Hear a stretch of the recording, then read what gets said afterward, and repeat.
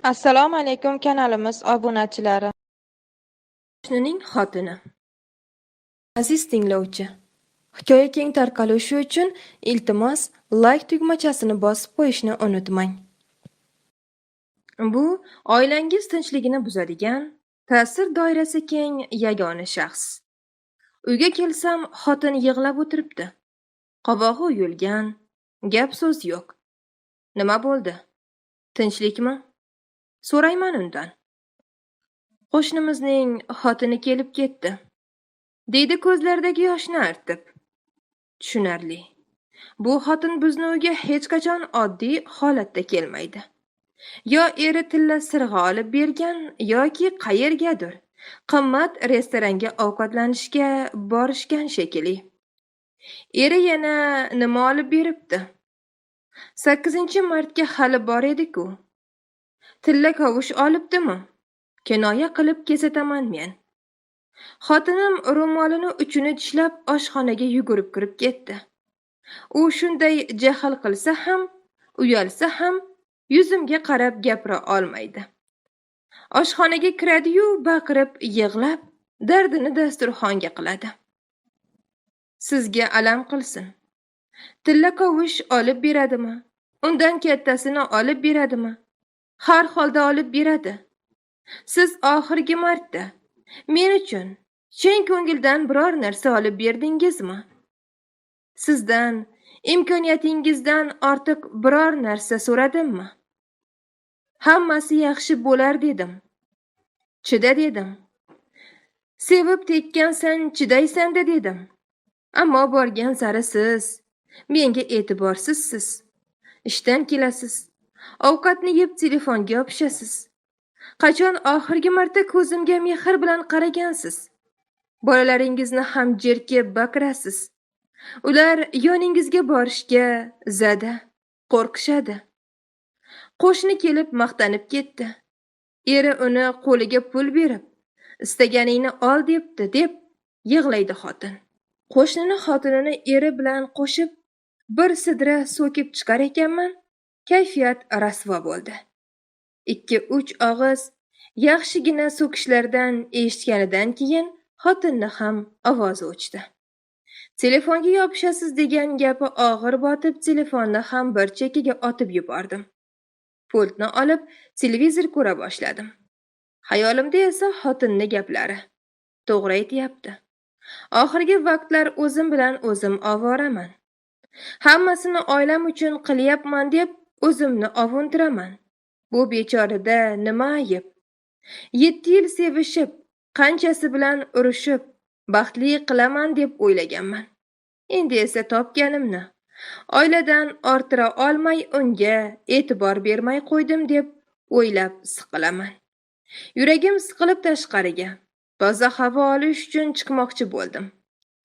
Botinkamni kiya turib, xotinimni tuflisiga ko'zim tushdi. Rangi o'chib, ustidagi laklari ko'chib, ko'p kiyilganidan bir tarafi qiyshayib qolibdi. Eshak, eshak. Tuflisini ahvolini qara. Shuni kiyib, shahar aylanib yuribdi. O'ylagandir u ham. Lekin senga aytmagan. U senga og'ir bo'lmasin deb. Ustidagi to'kilib qolsa ham aytmagan. Sen esa o'zingdan bilib pul bermaysan deb o'zimni o'zim so'kaman. Ichkariga kirdim. Xotin ustiga ko'rpani tortib yig'lab yotibdi. Uni yelkasidan quchib, "Yig'lama xotin. Pul berganim bo'lsin. Tortmadagi puldan istaganingcha ol-da, ertaga bozorga borib, istagan ko'ylagingni, istagan tuflingni ol" dedim. "U pulga uyga yangi eshik olmoqchi edingiz-ku" deydi xotin. "Shuncha yil eski eshikdan kirib chiqdik. Yana ozroq tursa hech narsa qilmaydi" dedim-da, yuziga tabassum paydo bo'lgan xotinimni peshonasidan o'pib uyquga ketdim. Yarim kechasi uyg'onib ketdim. Soatga qarasam tungi 3:40. Xotin esa teskari burilib bir narsalarni pichirlaydi. Quloq solsam, yangamnikidaqa uzunroq ko'ylak bilan yaxshi ro'mol olaman. Yana deb bozor rejasini tuzib yotibdi. Tong sahar menga bolalarni tashlab bozorga ketdi. Yosh bolalarga qarash azob. Kun bo'yi madorimni quritishdi. Har jahlimni chiqarganiga onasini so'kaman. Kechga yaqin xotin kirib keldi. Ko'zida yosh. Nima bo'ldi, gapir? Olgan narsalarimni Damasda qoldirib tushib ketibman. Kechgacha izladim.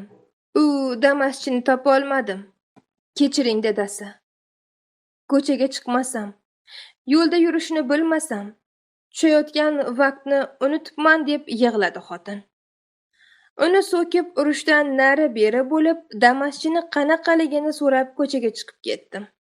2 soat deganda Damaschini topib, paketga o'roqlik narsalarni olib uyga qaytdim. Qaytdim-u, o'roqlik paketni xotinni yuziga otib rosa so'kdim. U indamay yig'lab, boshini egib turardi. Och endi paketingni. Ko'raylikchi nima olibsan? Kun bo'yi sang'ib deb zarda qildim. Xotin paketni ko'zlarida yosh bilan ochar ekan, ichidan erkaklar tuflisi bilan ko'ylagi chiqdi. Bu nima? Kimga? So'radim men. Botinkangizni tagi teshilganini ko'rgandim. Bu yog'i bahor, yomg'ir ko'p yog'adi. Shuning uchun sizga olgandim. Ko'ylagingiz ham ko'p dazmollanganidan titilib ketay deb qolgandi, dadasi. Men uyda o'tirsam, menga kiyim nimaga kerak? Siz ko'chada birovdan kam bo'lib yurmang, dedi-da, oshxonaga yig'lab kirib ketdi.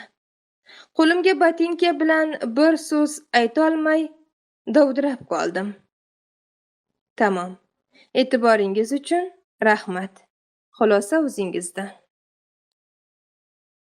Ibratli hikoyalar, hayotiy voqealar va kundalik hayotimizda uchraydigan voqealar to'plami faqat bizning kanalda. Ibratli hikoya kanali.